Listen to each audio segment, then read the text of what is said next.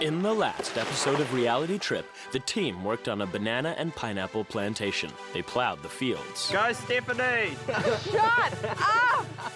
And planted banana trees. Woo, first banana tree. But Stephanie wasn't happy doing manual labor. So tired. And Peter wasn't happy with Stephanie. She planted 2 trees and she did a shitty job.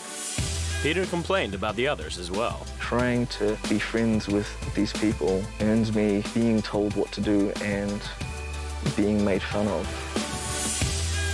Reality Trip follows 5 20-somethings on a journey of discovery. They're not widely traveled, so they have limited experience of how the rest of the world lives. Kieran's not terribly interested in the rest of the world. I don't need to worry about that because it doesn't affect me personally. Fashion lover Anna plans to be a New York fashion writer.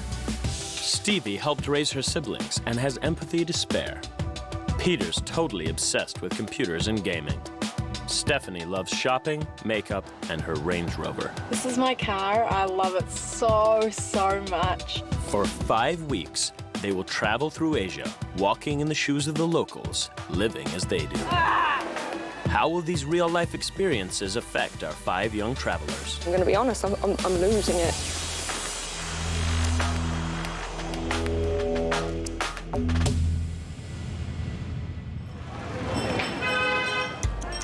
It's day 9 of the reality trip, and our team are in the Philippine city of Cebu, heading to an unknown destination. They only know it has something to do with costume jewelry. I highly doubt that this is going to be glamorous. I don't even know what the difference is between costume jewelry and normal jewelry. As you can tell, I'm a big jewelry connoisseur. Unlike fine jewelry, costume jewelry is made from cheap materials. So, that's the showroom. Oh, Let's go. wow. Heaps of pretty things. Blue Planet is a leading producer of costume jewelry in the Philippines. Owner Richard used to be a French diplomat. Can I try some things on? Everything's so pretty. How does this look? That's a lot of beads, Richard. And we play with the color. The design is important, but the color is much more important yes. to fit with. You you can already have see. plenty. These are amazing. Everything's so pretty. It's funny, huh? Yeah. All of the jewelry is designed and made by local people employed at Blue Planet. What does something like that cost to buy? The price is around $2. $1, $2 is cheap. Yeah. It has to be cheap, yeah. Because we are just at the beginning of the chain. After there is importer, wholesaler. After there is retailer. So the price increase. Yeah. To arrive in the street, not so expensive. It should start from the factory at a very low price. At the end, the profit is very small. Yeah. But if we make good volume, because we sell to big chain of stores, if we make good volume, it's okay. Is that your Range Rover downstairs? That's yours? Yes. So Nice. you do make well. a lot of money? Yeah. You do. No, I work during many years and I make me a gift just now, so many years of working. Some of the jewelry pieces are produced on site. This is where we make the color, the key of the jewelry is the color. But the jewelry is put together by over 4,000 outworkers in rural villages outside the city. So, here is Jerome. Hi. He will bring you to his village and he will show you how he works, and you will work for him. You will make the jewelry with him. Okay, you will take care of them?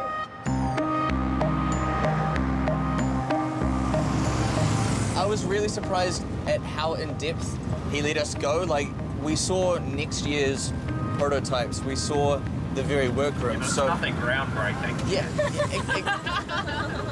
Regardless, like, he let us see that. To be honest, my impressions of Richard was a back pocket man. I use that term as to say that all the money he makes goes into his own pocket. I think as long as his products are sold, he's not bothered either way. I think Richard liked me because I just took a liking to the fact that he's from Paris, and I absolutely love Paris. It's one of my favourite cities in the world. And he also happens to drive a Range Rover, just like I do, so I was just like, yeah. Jerome's village lies about 2 hours out of Cebu. Wow.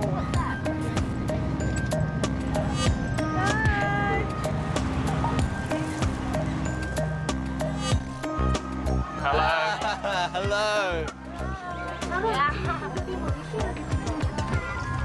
I think what we were considering was like just one person per family doing this work. No, that's whole families, isn't Yeah. it? Whole families. This is technically child labour. Technically. Wow, did you ever do chores at home? No, silly question. Did you ever do chores at home? Yeah, but that was to keep a tidy home, not to work for another man. Jerome shows them how to make one of the patterns. Okay guys, first you get one piece the heart. Yes. And then you get the nylon. Nylon, yep. You shoot the small holes. Next, you get these glass beads. You put 7 pieces. Body done? Not yet? No way, what? Too fast.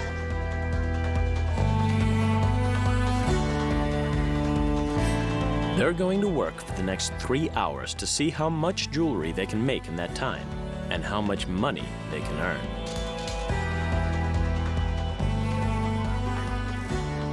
Oh.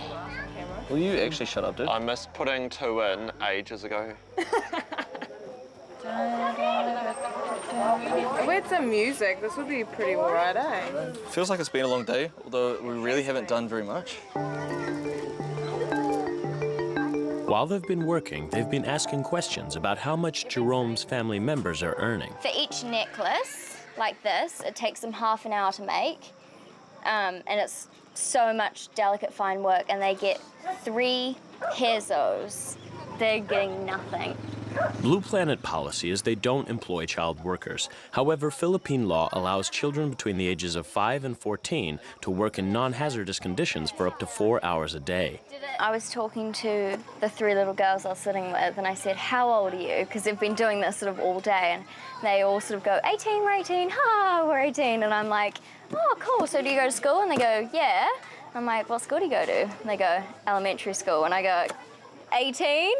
And they go, no. And I'm like, oh, God, because they're 12. That's pretty much child labour. In a way, maybe the parents are teaching them that tradition of the children helping their parents and helping their family. No, it doesn't. It teaches you to work for a white man who ain't going to give you nothing. You still hate That's on what it Richard. teaches We're them. Stephanie's been seduced by talk of Paris and Range Rovers. If they don't have jewellery to make, what are they going to do? There's clearly no other job that they could possibly do.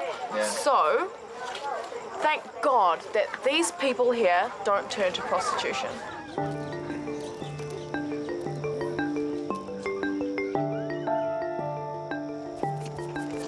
I've earned 1.5 actually. We've been here 3 hours, at and I don't even think I've earned a quarter I'm about halfway. of 3 I've pesos. come up with a new design, just like that. They've finished their 3 hours' work, but they'll have to wait to see how much they've earned. It's time to check out their sleeping quarters in the village hall. Oh, that's so cute. It's got Hello Kitty curtains. Thank you, Jerome. This is very cool. Thank you very much, Jerome. But there's an even cooler surprise in the next room. Oh, my God. Internet. Peter, is this called a modem? Oh my goodness. Feels like being transported back to the 80s. Coins are necessary to get the computers going. Oh my God. Oh my gosh, it's 2002. 2 gig of RAM. Oh my goodness. Oh, Counter-Strike. I love Counter-Strike. Peter's in his element. Looks like no one's sleeping tonight. Pete playing computer games. Yeah, man. Pete must need his fix. While Pete's indulging his obsession, Stephanie's indulging hers. Steph's adding them all on Facebook. I'm talking to my mum. We're planning my New York trip right now. So. 5 days after Steph lands back in New Zealand, she's heading off on a trip to the States with her mother. You know, the first conversation that pops up is my mum wanting, like, you know, urgently to confirm whether I'm going to go on a cruise with her or not the day I land in New York, because it's an 8-day cruise around America and then go to LA. So it's a bit first world. A cruise around America is a world away from Jerome's life and his family's. Hungry, hungry. Oh, what have we got here? Yum. Oh, what's that? This one, the rice inside. Oh, rice. Rice. We like rice. Yum. Please be careful. Okay. You're using the knife. This is like a Bear Grylls moment. Whoa. Sardines. Sardines or the fish. I don't... Kieran doesn't like sardines. What is this? Is this water? It's water. Why is it? a little sack? Oh. Oh, gotta be quick, gotta be quick. Sounds good. How much is this all together? We're only buy this at 2 peso. Sorry? 2 pesos. 2 peso each. Oh, yes. And how much for a can of sardines? 15, this one. 15? Oh, yes. This very simple meal has cost Jerome over 100 pesos, roughly half of what he earns in a day working for Blue Planet. I'm gonna feel really bad when I eat the sardine and then I throw it up because I hate sardine, because that's like 5 peso wasted. Yeah, it is. Do you eat this meal off? Is this what you have every night? Dinner? No. No? We are only using, we cook, Oh yeah. not use, we cannot save this. It's too expensive? It's expensive. Yeah, Right. okay. This is a feast, isn't it? Thank you. This is a nice, yeah. This is yum. We're very, very impressed. Thank you. Coming up, why is Kieran so annoyed with the girls? The rooster and Kieran are both up bright and early, and Kieran's ready to play. He puts a fake spider next to Anna's pillow. He gets Peter to slam the door to wake her up. And then... What the f*** is that? I saw every time. Right next to your pillow. It was a challenging night warding off insects, and one large resident took refuge behind a picture. Don't break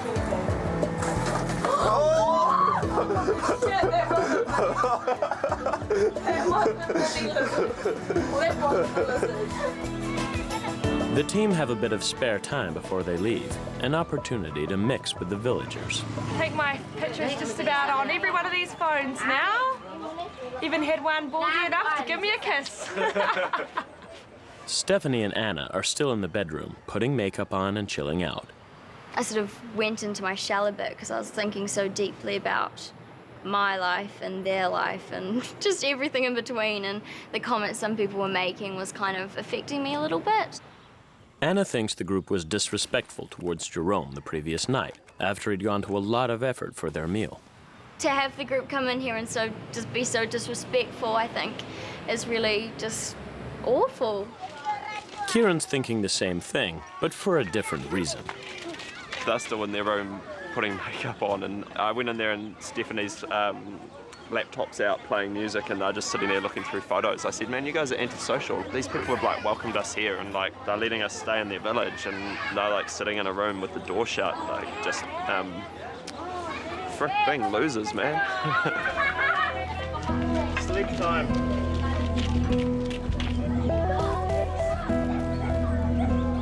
Thank you very much. Thank you very much. Thank you for having us. Bye-bye, see you later. Oh, come in for a hug, come on.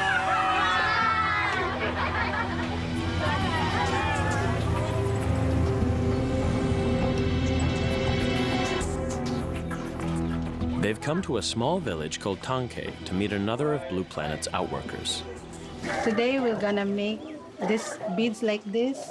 All we need is crepe paper, a glue, and a shell. Adelina's specialty is making large bead necklaces from paper and crushed shell. Make it thin. Thin? Put it in the crepe paper. Then take off the excess paper. How long do you spend doing this, or the whole day? Yeah, whole day you can only make 1 strand of this one. How much do you get paid for 1 strand? 400. 400. So you get 400 pesos a day. A day. But if you finish it for 2 days, then you earn less. Yeah. With no health and safety regulations to worry about, and the most basic equipment, Adelina's husband Santo polishes the shell balls she makes.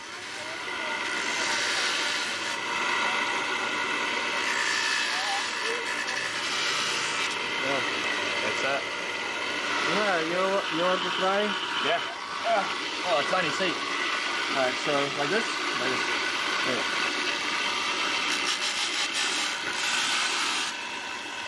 How long have you been doing this for? Since we get married. 20 years. Wow. Do you have children? Yeah, 2. 2 children. 3. Don't forget the third child. I just gave birth. Congratulations. Do you get enough money to support your family? Is it easily? Oh, if there's an order, but like now, we almost 1 year we don't have very good orders. Only 2 strands sometimes, 2 strands in 1 month. How could we survive? So you get 2 of these? Yeah. 800 pesos for a month. Yeah. Oh, whoa, okay. No, that's squared up. Oh my god, that is... Oh, what a failure in every aspect. Very bad. Terrible. Not rounded. If Adelina or Santo had no work or became ill, then there's no government assistance they can fall back on. They had to sell their house to cover medical costs when their last child was born. How much is that? Almost 100,000. I sell my place. 100,000 pesos. Yeah, because I give birth a premature child. Prematurely. And yeah. He stayed in the hospital in the nursery almost 1 month.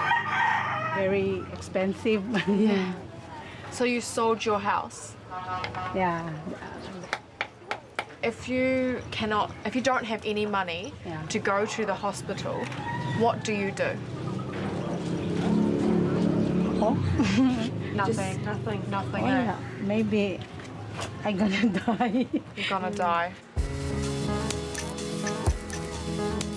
Cottage industry work like jewelry making is becoming increasingly important for Adelina and other people in this village. It's on the coast and relies on fishing for its primary source of income. But that is slowly changing as fish stocks become depleted and pollution gets worse. The rubbish. The rubbish. This thing. You know this? It's all rubbish. Why does no one pick it up? Why don't village people do it? No.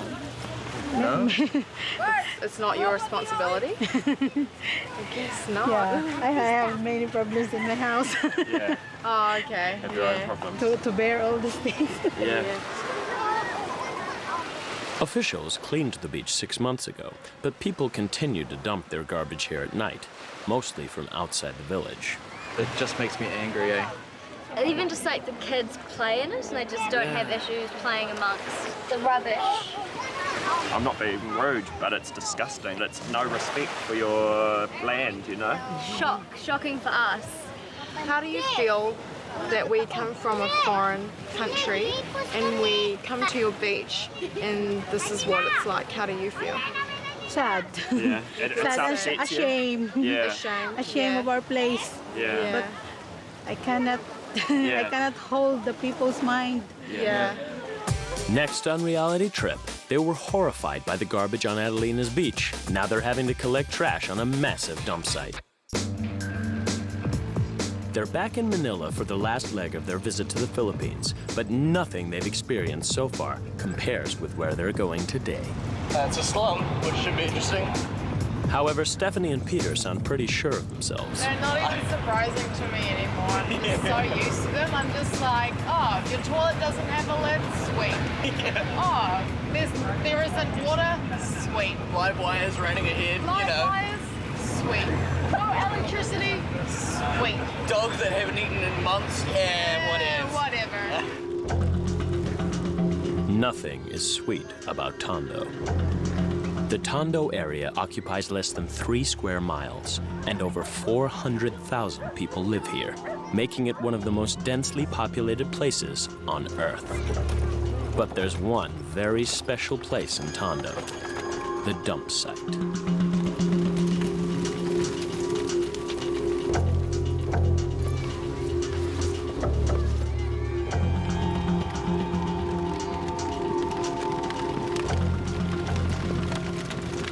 I will never say to my future kids, your room looks like a tip, because now I know what it really looks like. Who's the idiot now, guys? Not me, with the old face protection. 40 years ago, this part of Tondo was a beautiful fishing village. Now it's a collection of dwellings with 25,000 inhabitants, all eating, sleeping, and working on a mound of garbage 7 stories high. I wouldn't kennel a dog in these houses. It would be unfit for a dog from my perspective, but babies, newborn babies are living in this. Each day, trucks drop off fresh garbage from the cities, and the locals pick through it for recyclable plastics and metal, earning between 50 and 100 pesos a day. For the next few hours, our team are going to be doing the same as everyone else, scavenging. I have absolutely no idea what I'm looking for. Just putting bits of plastic in a bag. Esta and her 2 sons are garbage pickers and will be guides for the afternoon. So, ayos? What about, could you use that? No. Ayos? Oh. Damn it. Infection is rife here, so they're wearing gloves and protective footwear, unlike the locals. How much have you found? I don't know, that much. It looks like I'm gonna get 1/10 of a peso. Okay, I'm taking a break. You can't break, you've got to make your peso. My 1 peso. I can see the whole layout of the land up here. Friggin' nuggets of gold all through here. Just not that excited about rubbish.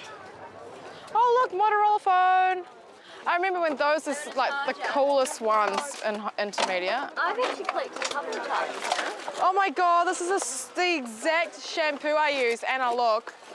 I've got a face mask on and this smells horrific. I can't imagine how you feel. Is it weird that I've gotten used to this smell already? You know, if I think of this as like a shopping trip, I'd probably win, but I don't, so I'm just gonna stay put. I was not keen for it at all. It didn't even seem like a fun challenge to me. Peter seems affected by this place and the state of the people. They literally dig through rubbish to get money, and they still find money for cigarettes. This place, man. I just kept picking things up and I just kept my head down the whole time.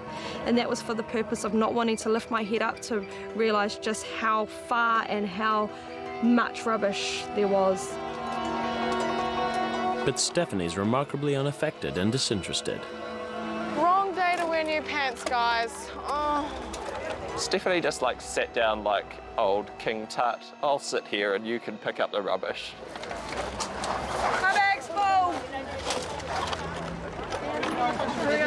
The contents of their bags are checked and then weighed. That umbrella won't get you far. That umbrella, all you have to do is put the hooks back on and it's good as new.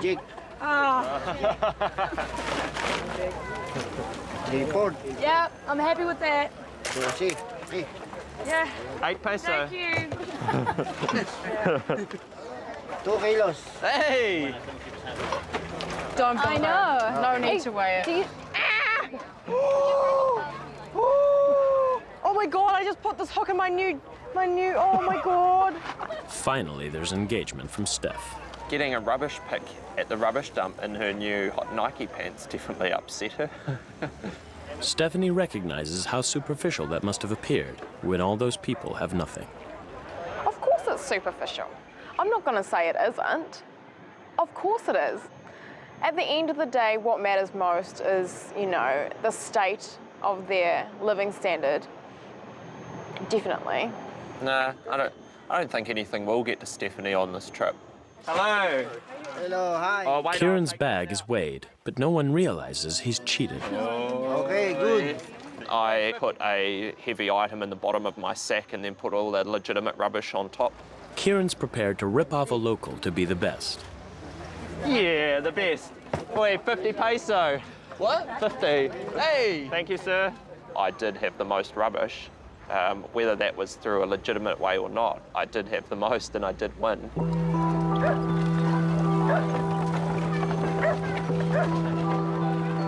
The team has split up to visit different houses in Tondo. There's no such thing as a real road here. It's all just kind of rubbish compacted to make something hard. And if you look around here, there's just anything that is solid. It gets put together and it becomes a house. Hello. Hey, buddy. Hi. We've got a little herd of children here. Why do you have so many children if it's such a struggle to support them? Sa akin naman, kung okay ka namang maghahanap, naghihirap ka, ba't sasama-sama kayo?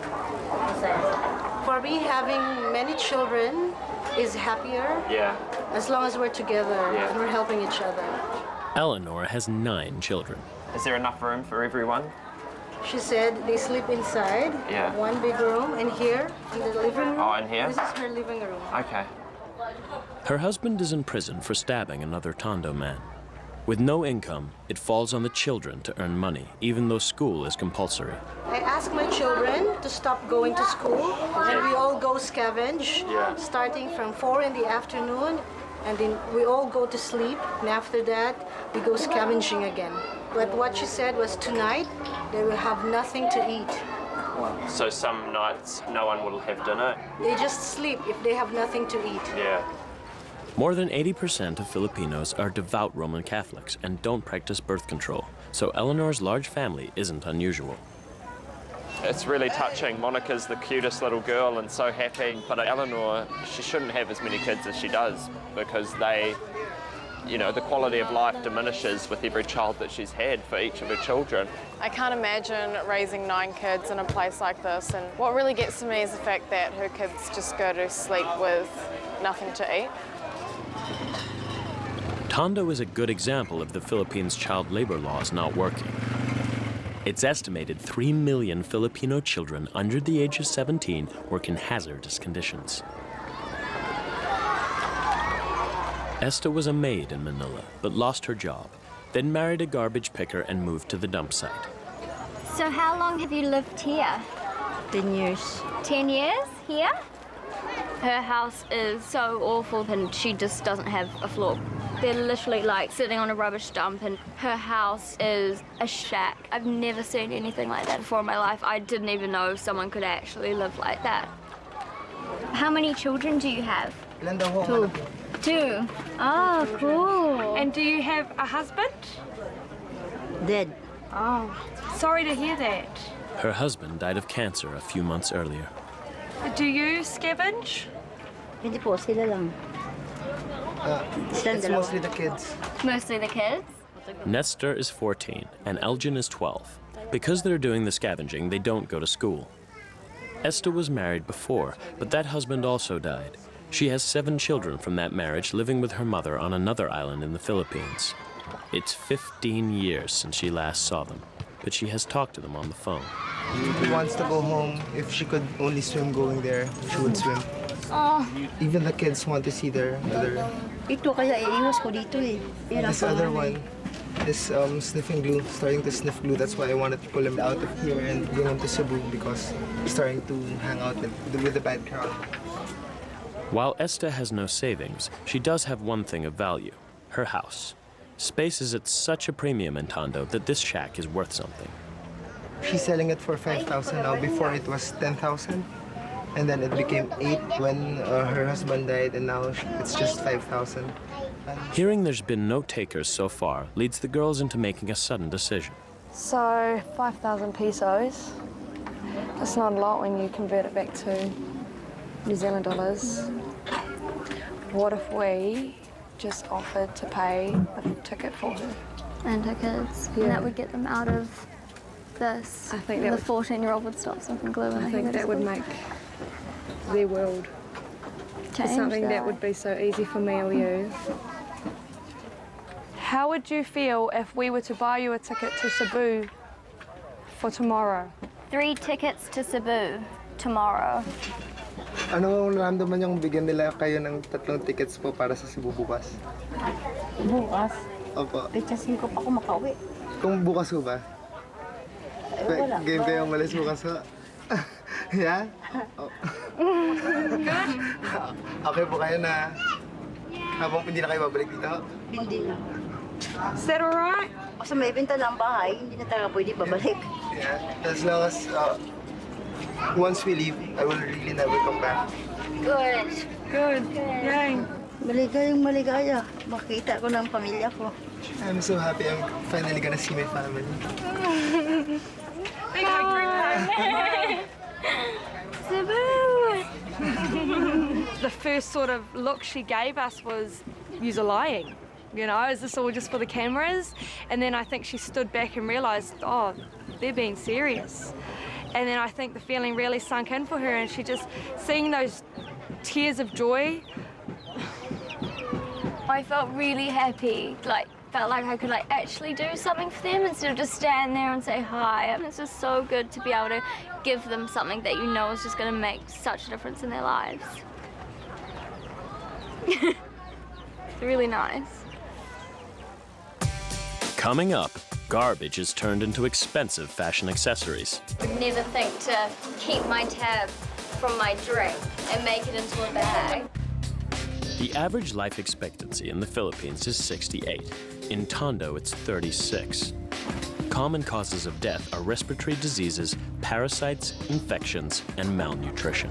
When it rains really high, it just goes right up to the top of their houses. The smell is really bad from this river because the overflow from the cesspits of the tenement housing back here goes into this river.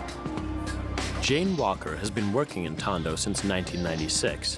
She runs a charity organization which reuses some of the products found at the dump site. We make a lot of products from recycled materials. We make them as a means of providing work for some of the most disadvantaged mums and dads that are on the dump site, but also as an income-generating project for the charity as well. This woman stitches together the aluminum lining of old juice containers and toothpaste tubes to make bags and pencil cases. Probably the only pencil cases that are going to smell minty fresh, but hey. The colored pages of magazines are turned into necklaces, earrings, and bracelets, which are then sold in the West. I think they're an absolute work of art. The end creations that come out of this, like this necklace here, you'd never guess that was made from rubbish. The product they're best known for are the bags and computer cases made from the ring pulls off soda cans. It's so clever. What they're doing is so clever. I would never think to keep my tab from my drink and make it into a bag. How long will it take to make the bag over there? 2 days. Oh, 2 days. Oh, wow. One of these bags sells for about $80 US in a high street store in Tokyo. They're also sold in Australia, the UK, and the Arab Emirates. This is epic, straight up. It obviously works too. Yeah. These women are happy that children aren't going through rubbish trying to find broken glass. We're so privileged in New Zealand. New Zealand has nothing on this, and there's so much we can do to help these people. And I think more needs to be done to sort of do that. Like Jane. If everyone was like Jane, the world would be, you know, such a better place. It's time to catch up with Richard from Blue Planet to find out how much they earned for their half day of costume jewelry making. So you assemble jewelry. Yeah. Huh? Difficult, huh? Yeah. Special, huh? Yeah. So now you will get paid for what you did. Okay. So Lalan will give you your salary, which is 122 pesos. Yeah. You see, it's a very small amount. It's only $3 US. Yeah, it's the price of one of your necklaces up there. But yes, it's the price of one necklace.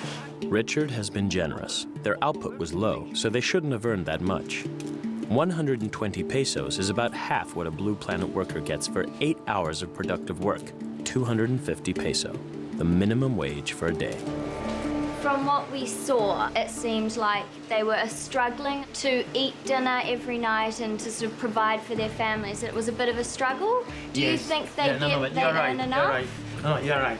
Minimum salary, you struggle. Yeah. Minimum salary is not even $8 a day. Knowing that they struggle on the minimum wage, you're happy to continue paying them that? We cannot increase so much the price as you have seen. We need minimum wage worker. That, in fact, is our power. Our power is we make jewelry with a cheap labor, you know? If we don't do that, the client will buy the jewelry from China because the wage is lower, or from Vietnam. From this job, would you say you get quite a lot of income? Like, are you quite wealthy from this job? No, but the profit is not so big. It's a small profit. But if we can make big volume, if we get big orders, it's very good. And we give work to so many people in the village. And they are free. If they want to work for somebody else, if they want to stop working with us because it's not enough, They're totally free. So there's no way you can pay them more? That's the problem of the market. Market, you buy the cheapest. Does the plight of people like Adelina and Jerome come back to the consumer? The person on the street who wants to pay as little as possible for something like a necklace or a bracelet? It's the consumer. We're totally to blame. I consume, and you know, of course everyone likes like a bargain and things like that. But I think if more people sort of saw what we've seen and have talked to the people that we've talked to, I think they would seriously reconsider like the $5 necklace they've just picked up, and it's not quite as great as we think it is. It's cheap labor which underpins the growth of Manila into one of the world's largest cities. 12 million people jammed together, many surviving on the minimum wage or less. Fortunately, it's a world Esta and her 2 sons will soon be leaving. It's their last night here, but there's one last thing they must do: pay their respects to their husband and father. There's no actual grave to visit because Esta couldn't afford a plaque. The best they can do is a Madonna at the gate.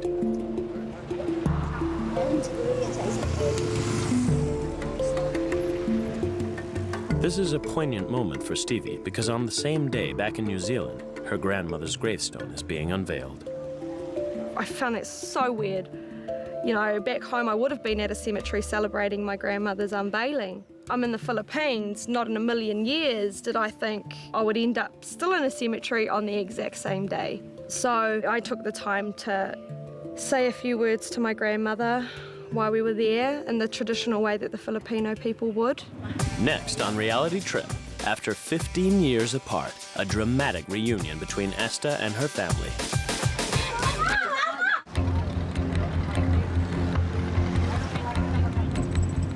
Anna and Stevie have paid for Esta and the boys to reunite with her other family, and they're going with them. American culture is strong in the Philippines, so they celebrate Halloween.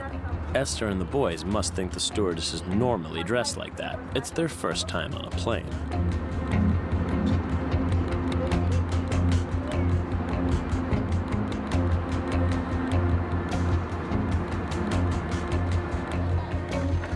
Peter, Stephanie, and Kieran are on their own journey into the back streets of Tondo.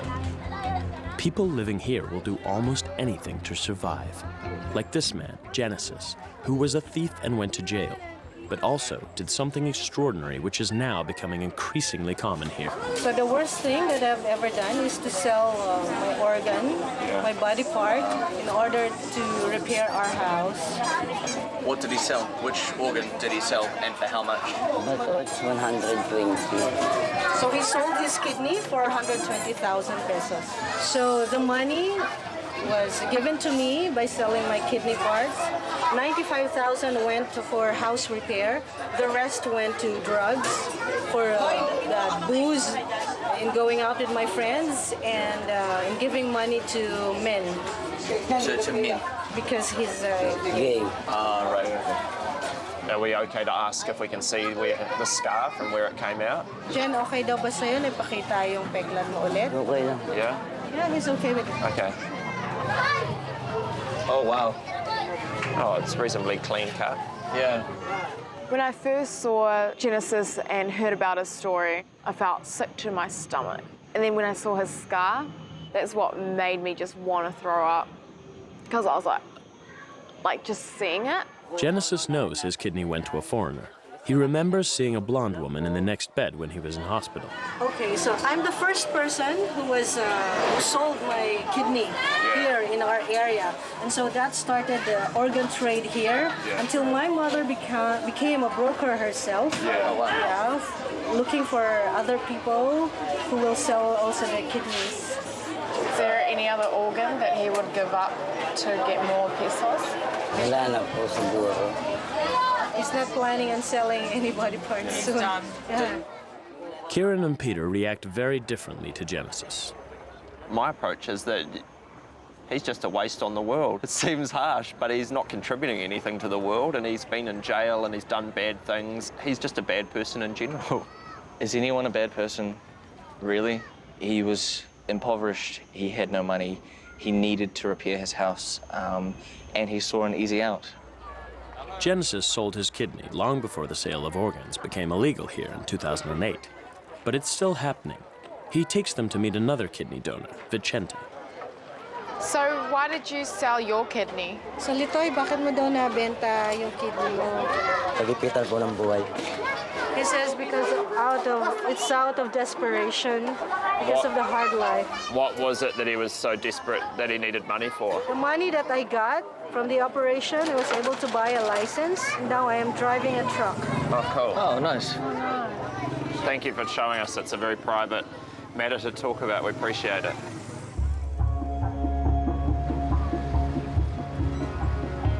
Esta is back in the town where she grew up and lived with her first husband.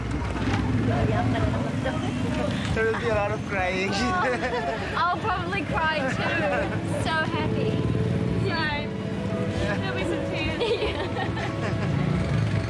You saw her face light up. She recognised things. She knew exactly where she was, and I think she felt peace with the fact that I'm here now. When her first husband died 15 years ago, Esta wasn't able to earn enough here to support her 7 kids, so she went to Manila in search of work, leaving the children in the care of her family. That was the last time she saw them.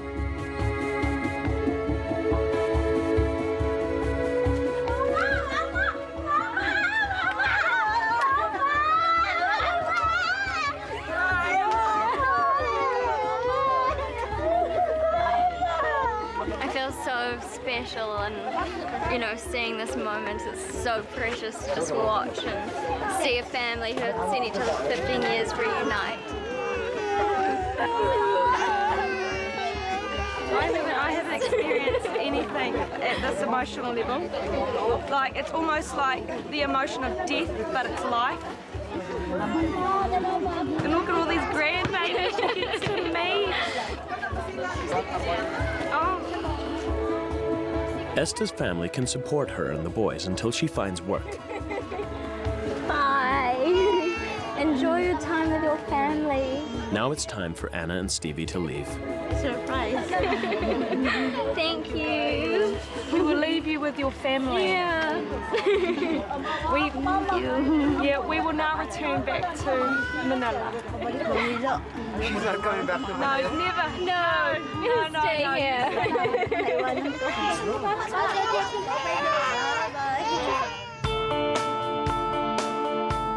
Our 5 are about to say goodbye to the Philippines. They started at the electronics factory, then worked on a banana plantation, and then made jewelry. But their experience in the Tondo slum has overwhelmed them. They're the worst place I've ever been to. It's definitely a sight that I'm not going to forget in a hurry. It got to the point where I think all footage of me was just this. For some, it's changed the way they think. That was probably the most emotional 48 hours of my life. It really did sort of change the way I viewed things. Every time I see a piece of rubbish on the street, I'll probably think of Tondo. And every time I see a plastic bottle, I'd probably think that's money. Of all the group, Kieran is the least affected by the experience. I've had lots of really happy moments here, but nothing that's really upset me. I don't know why I don't feel things like you should feel about things. Maybe I'm a robot, peel off my skin and there'll be like an exoskeleton. He can't be a heartless robot because he's harboring some very strong feelings towards Peter. I am going to make a concerted effort to get under his skin and upset him. Not upset him, I don't want him to be upset and cry because then I'll feel bad and blah, blah, blah. I'm all about setting goals. If a goal is to get Pete home before the end of this trip, it will happen. On the next leg of Reality Trip, the 5 are in Sri Lanka. The reality hit when we got to the mine, and I started to feel quite nervous. Stevie's nervous because they're working 30 meters underground. Oh, this is disgusting. They're mining for gems, but will they find any precious stones? Is that anything? And has Kieran achieved his goal and broken Peter? I've chosen to stop trying to get them to like me. Yeah, I've probably been mean to Pete and I find him boring.